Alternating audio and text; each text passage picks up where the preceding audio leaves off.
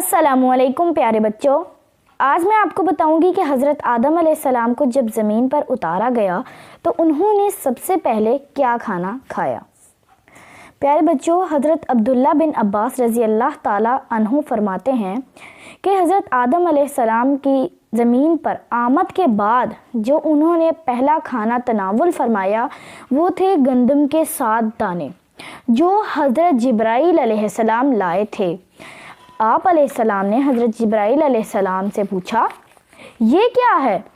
حضرت جبرائیل علیہ السلام نے فرمایا، یہ اسی درخت سے لائے گئے ہیں جسے آپ کو منع کیا گیا تھا۔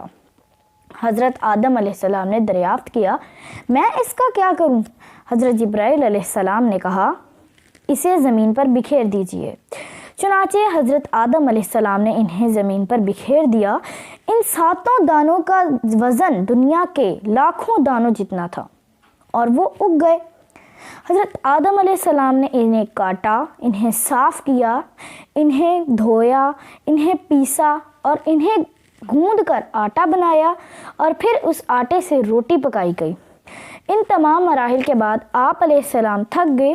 چنانچہ یہی وجہ ہے کہ انسان کو زمین پر اپنی روزی کے لیے بہت مشقت کرنا پڑتی ہے۔